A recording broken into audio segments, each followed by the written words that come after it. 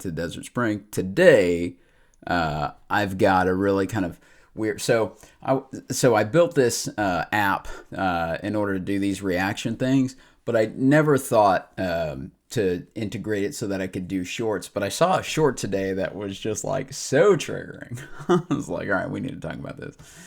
So I'm gonna see. What if I just Can you guys see that? I guess y'all can, huh? Okay, that should work. So we're just going to be flipping between windows because once again, guys, this is very low tech here. So I don't, I know enough to build an app, but I don't know enough how to use the damn thing. Okay. So this is what we're looking at today. So, I don't really have anything. Hi, I'm John. Okay, back to this. So let me tell you why the offering moment is so important. So we're talking about the offering moment on this one, okay? So, I've already seen the short. I already know absolutely everything that I want to say. Well, roughly everything that I want to say. But it's good that I'm doing a short video on this because I do have a meeting to get to in 20 minutes. Because it is the time when the people of God confront the idol that runs Williamson County. Oh boy. The idol that runs Williamson County. Oh God. Polk County, Tennessee. I don't know if that's even a thing, but like from the 6 restaurants that are there. No, look guys, this is whenever it's one of those things where, I hear people all the time, especially when I mention it in on this channel and stuff like that, and I tell people that churches in general attach a lot of guilt to having money. No, they don't. Here we are, what looks to be a pretty sizable church, and the guy is going to be attaching a lot of guilt to having money, right? Now, he's not going to say that having money's bad, because at the end of the day, he needs it to run his operation, right? What he is going to do is he's going to say, if you're focused on money, you should not, that's so wrong. You should just give it to me. You should show me how much you love God by giving me your money. Don't be attached to that shit. Don't be attached to that shit. Is it your idol? Is that your idol? Right? God. Where do you get your blessing from? Give it to me. Where do you get your identity from? Give your money to the church. Where do you get your purpose, your happiness, your joy from? Oh, God. Your success? Your value as a person? Oh, shit! Now, don't get me wrong. You shouldn't be getting your value as a person from money, right? Obviously, everybody in themselves has the same equal intrinsic value to every other human being. Society tends to link success to dollar amounts and houses and cars and all this kind of bullshit that doesn't make any fucking sense, right? To me, at least in my world, maybe, okay, it's a small world. I don't have a lot of people in my world. I like to stay relatively private. I interact with maybe 4 people on a daily basis, and that's basically my social circle, is about 4 people. To me, anybody has the same intrinsic value as any other person, because a human being is a human being. So, sorry if I don't think that, Jeff Bezos or Mark Zuckerberg is worth any more than any random person who's dining at Golden Corral. To me, a person is a person. The life itself is worth the same thing. Now, what you accumulate in that life is completely different. Some people are abundant in money. Some people are abundant in real estate. Some people are abundant in life experience. And some people are abundant in all sorts of crap. Whatever people collect. Some people hoard things, whatever. Some people hoard emotions. Other people hoard people. We're all abundant in our own way. And that's kind of the choice that you get to do with this life, is what, you get to decide what you're going to do with this life. But here's the problem, is what he's going to say next. What he's going to say next is an absolute problem, big problem. And this is what I've been saying. I love this. I love this so much because I tell people all the time, Christianity takes your value as a human being away from you and assigns you to valued at zero. You are worth nothing. So let's see what he says next.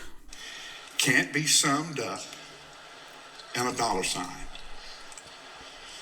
Your value, your worth as a person was defined on a cross outside Jerusalem 2,000 years ago. All right, there it is. Your value as a person was summed up on a cross. Okay. In other words, you yourself have no value outside of the religion. Outside of their belief system, you are pointless. You don't exist for any reason, right? And that's what Christians will tell you, is that you genuinely don't exist for any reason other than to serve and worship God and to just show up at a church and give him all of your money. I've had this conversation before with a couple of people. If God divinely willed it to them that they should give absolutely everything of themselves, then they would, right? You call them nuns and priests and things. And those are basically the people who say, God, I'm giving you absolutely everything in my life.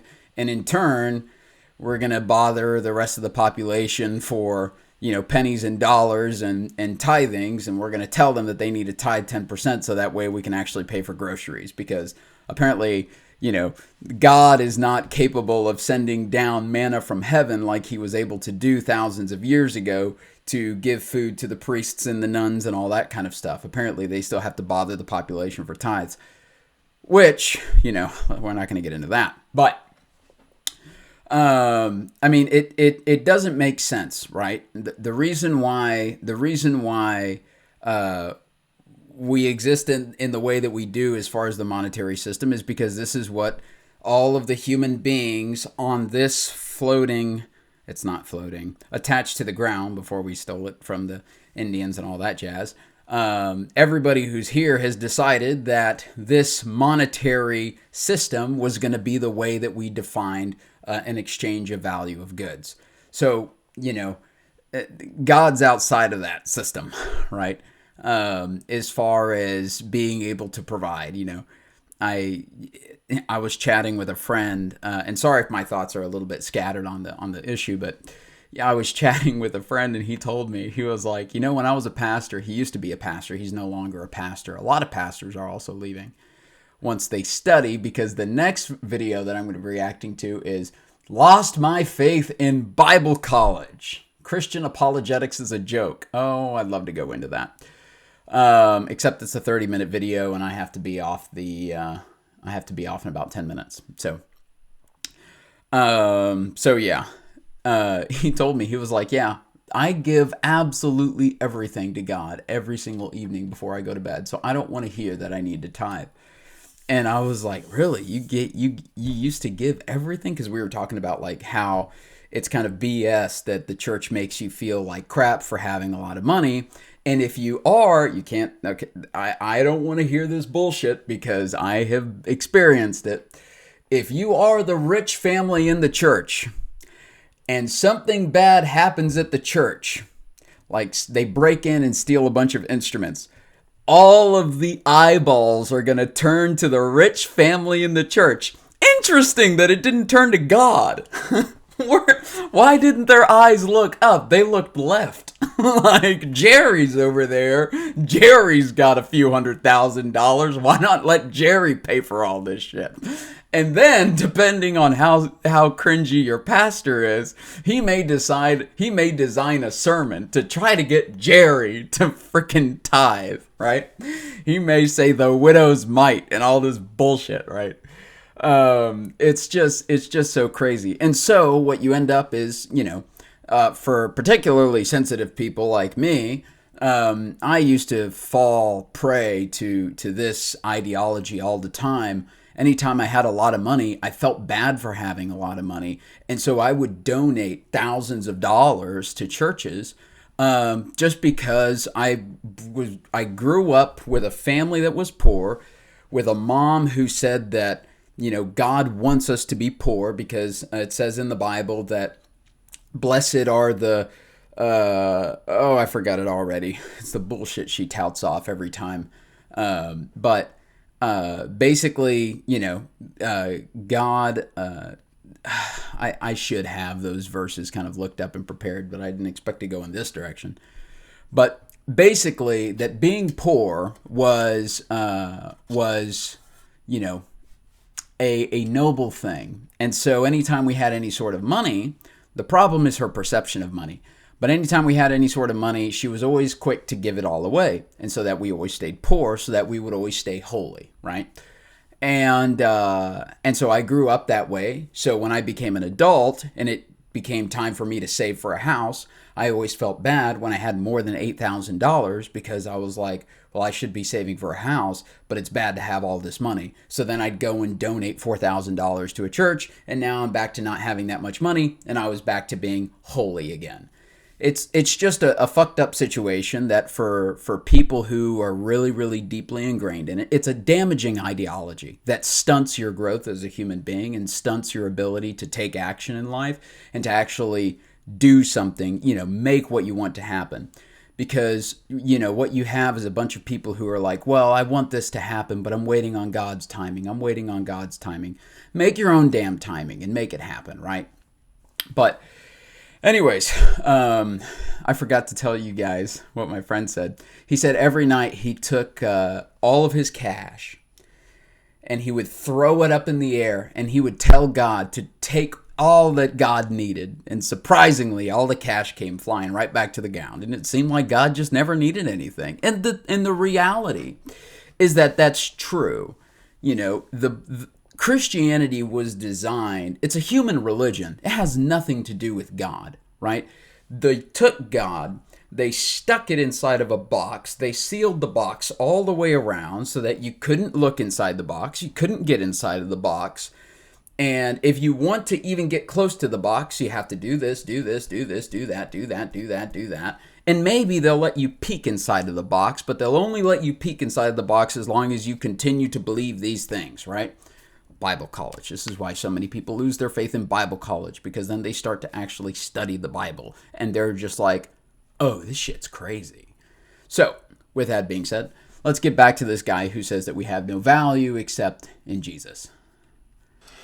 Oh, that was it. So let me take. Okay. So yeah. So this is going to be a very short video for today. But this is the problem with Christianity, right? This is why so many Christians have so many health problems, why so many Christians are very, very poor. They devote their lives to the church and they make no money, and they end up needing all sorts of help from everybody in order to keep the ends going and things like that. Not to call out specific family members, but I have family members who work for the church, and they still have to, pull benefits and things like that because they don't make enough money from the church because the church doesn't pay them enough, because your service to God is supposed to be, it's stupid. It's so stupid. There's no reason for it. At the end of the day, what the church is doing is they're preying free labor off of an ideology that keeps people stuck. That's what they do. That they're kings of that, right? Why is it that churches get so many people to do so many things for free? That they get these, big massive buildings for free. They get these vehicles for free. They get these massive donations for free. One, because the government allows it with a 501c3 or 50, is that right? The nonprofit organization thing, right? They get these big massive churches taking up all this property. They don't pay any property taxes or anything like that, which is also kind of crazy. They're off. It's pretty clear when you see some of these pastors driving around Mercedes and BMWs. They're pretty clearly for-profit institutions, especially when the pastor's driving home to a 2-story house, 5,000 square feet, and his congregation is like struggling. It just, so obviously that's not every church out there, but just a quick video. Let me know what you guys think below in the comments today. Do you think that your value as a human being, your intrinsic value as a human being, is zero, and that it is only defined by the fact that Jesus died on the cross for you thousands of years ago, even though nobody can actually prove that today because nobody was alive. So we, at this point, we are just believing stories of the past, right? Which that's what the Bible says to do. Okay, well, the Bible also says to, frickin', beat your slaves, and it's okay to, what does the Bible say? It's okay to enslave populations of other people as long as they're not Israelites, right? It says, I want to say that in the Old Testament. Check, John, it's always the Old Testament. It's always the Old Testament. You have to look to the New Testament. Okay, in that case, Paul says that women should not be allowed to wear makeup and they shouldn't be allowed to speak and that they should be saved through having children. So I'm sorry, if you're a Christian woman, you never popped out a child, you're going to hell, right? It's the stupidity of the entire book. So anyways, guys, that's the video for today. I hope you liked it, and I'm going to get off to my meeting, and cheers. We'll see you in the next one.